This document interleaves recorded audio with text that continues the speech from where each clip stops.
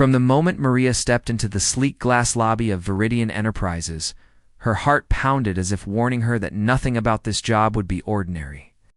She had spent years working her way through temp jobs, barely scraping by, and now here she was, standing in the world of towering glass offices, sharp suits, and unspoken hierarchies. She had wanted this position desperately, not just for the paycheck, but for the chance to prove to herself and to everyone who had ever doubted her that she belonged in a world that seemed so far out of reach. But as soon as the elevator doors opened and she was led into the CEO's office, Maria realized that this was no ordinary interview. The man sitting behind the polished oak desk radiated a cold, magnetic authority that made her stomach twist and her pulse spike. Michael Seo. The name alone carried rumors, whispers about how impossible, demanding, and ruthless he was.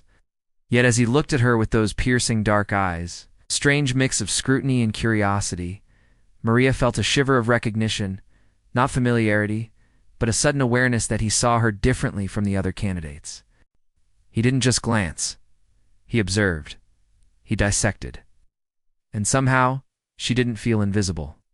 The interview began not with polite questions, but with a challenge. "Tell me, Maria," he said, leaning back, one hand on the desk, the other stroking his chin. "Are you good or bad?" His tone was sharp, teasing, almost cruel, and Maria's mind raced. Was this a test of morals, of ambition? Straightened in her chair and replied, "I'm good." The corner of his mouth curled slightly, the faintest hint of amusement, almost like he had been expecting her to lie.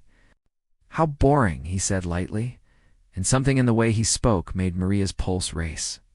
She wasn't sure if it was irritation, intrigue, or something dangerously closer to fascination.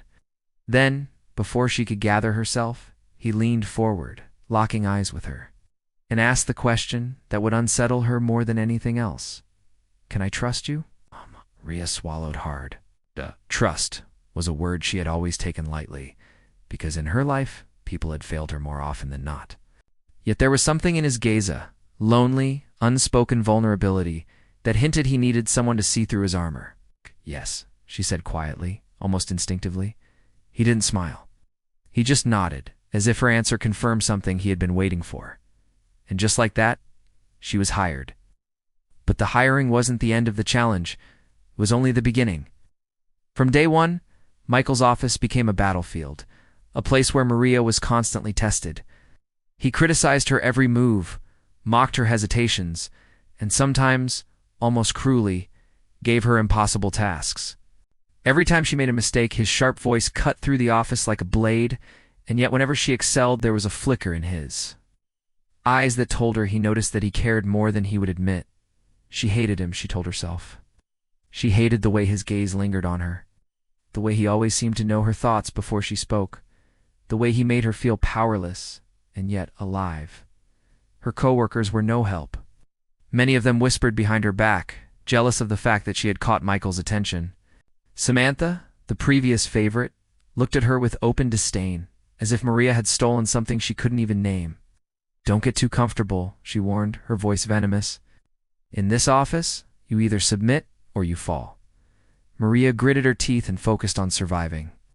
She wasn't going to let anyone intimidate her.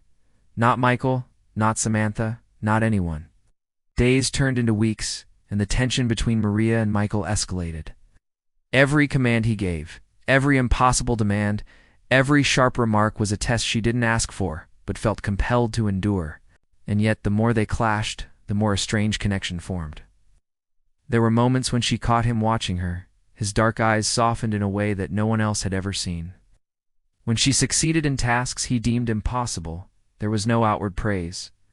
No verbal acknowledgement, but a subtle nod, a fleeting smile that told her she had impressed him.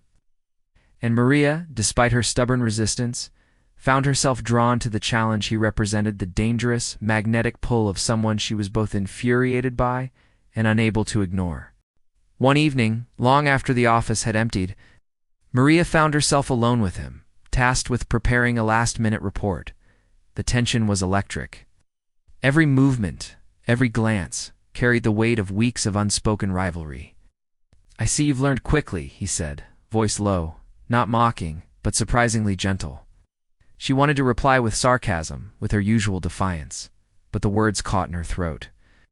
Instead, She met his gaze, and for the first time, they didn't feel like adversaries. They felt like two people on the verge of discovering something dangerous, thrilling, undeniable. That night marked the beginning of a new, uncharted territory.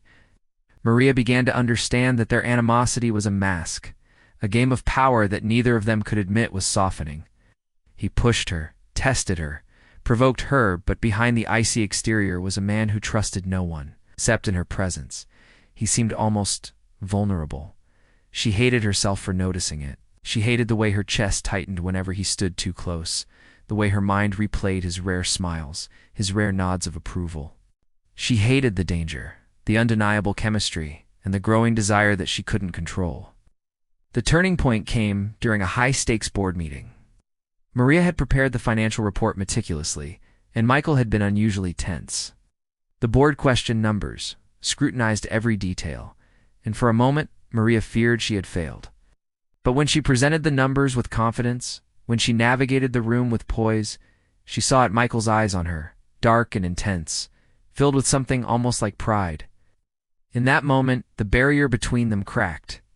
She realized that he was no longer just a cruel taskmaster.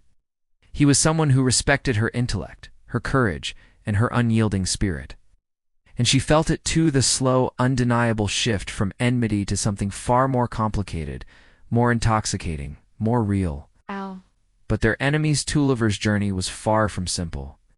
Michael continued to challenge her in ways that made her pulse race with both frustration and excitement. He set impossible deadlines, gave her tasks she wasn't sure she could complete.